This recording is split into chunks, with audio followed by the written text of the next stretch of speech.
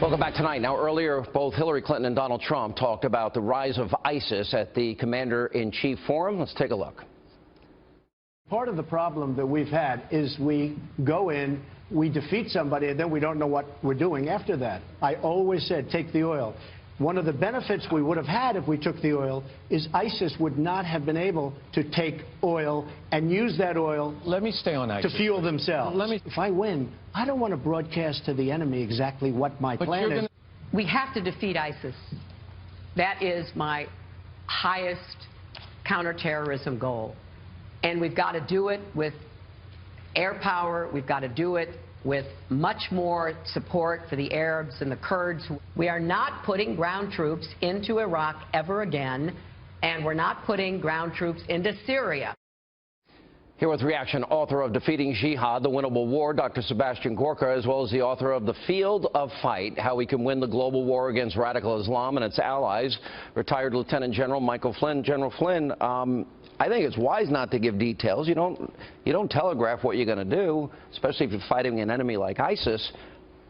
Obama and Hillary, they told the world, well, we're pulling out on this date. Good, we'll wait it out. And we have this many troops going in. Sean, we have got to stop being what I describe as the best enemies in the world. We continuously telegraph every single move we are going to make, whether we're going to take troops out or whether we're going to put troops in.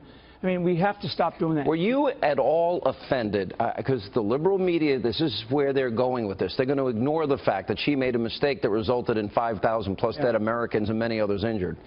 But I was stunned when he talked about the generals, my interpretation was, and tell me if I'm wrong, is that the generals have not been given the ability to do their job, and the only generals that stuck around were the people that would say yes. Yeah, is that true, or is that fair, is that inaccurate? I will tell you, Donald Trump has enormous respect for our military. He has enormous respect for the leaders that we have in our military that are serving today. What he knows is that the decisions that have been made, the incredibly poor judgment on decisions to pull out of Iraq that led to the rise of ISIS. I mean, we really haven't talked about Libya. The decision to go into Libya can be solely placed on Hillary Clinton. And Libya is a disaster. It's a non-nation state now. So and ISIS and Al Qaeda are running Libya around is deeper than that. I was just talking about that. I mean, 600 specific requests denied before it happened. Right. Literally while we're watching in real time. She said something tonight, John. I'm sorry. She said something tonight that no one died in Libya. 4 Americans died in Libya, to include tonight. She said. General, with all due respect, at this point, what difference does it make? Well, I'm quoting her. I know you are, but this is about judgment, and what we saw tonight and what we've seen in the last couple of years, I mean, the last decade, is just the incredibly poor judgment.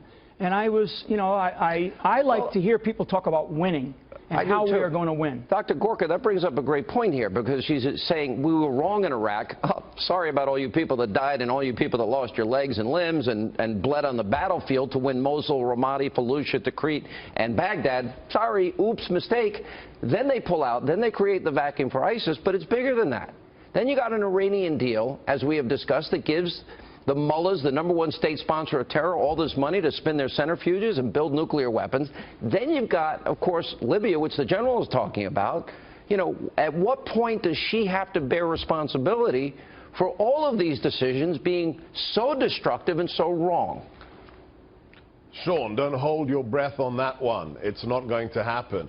This is the Teflon Don of national security. She's never going to take responsibility for the disastrous Iraqi policy, the Libya policy, the Syria policy. The general is absolutely right. It is a failure to have judgment. They're not interested in national security, Sean. They're interested in politics. Again, what are they doing? They're telegraphing our moves. What about when Trump said generals have been fired, reduced to rubble? In other words, how was your interpretation of that? Because mine is very different than what I'm hearing on other networks. Look, the general knows better than anybody else, but as somebody who works very closely with the military, in the last 7.5 years, the General Officer Corps, the Flag Corps, has become very politicized. If you don't agree with the White House, you could find yourself in the kind of place that General portrays. Yes, General, absolutely. I think I know one right here. Didn't that happen to you? I mean, yeah. I mean, let's be Wait, this is an very important honest. Story. You were a contrarian. Yeah, very much so. And what happened? I mean, to me, I'm sitting here. I'm sitting here today. So I'm stuck with you, yeah, Hannity. I'm stuck with you, Hannity. Obviously, that's right. my life has sunk to a new level. But this is very serious. This is very serious because what Dr. Gorka is talking about, and I know inside of our military there is great frustration. There is. I mean, you don't, and the polls of how many of our military support Donald Trump is not a mistake. I mean, this is a big deal. Here's a tough question because you're on the inside. Yeah. Is it true that our generals know that there's no hope of getting through to Obama and he's going to do what he damn well pleases anyway? Now, nothing's going to change. Nothing will change. And they know that. The generals they know that. I mean, they know that. And nothing's going to change. You know, here's what I would tell you, and I would tell the American public. There is no enemy that is unbeatable. I mean, we know how to beat these guys. We can beat these guys. And there's no ideology better than the American ideology, the American, idea, our way of life. I want to pick that up when we get back because I think we've got to rethink. I know Donald Trump laid out a 10-point plan today. Yep. Don't we have to rethink how we approach war?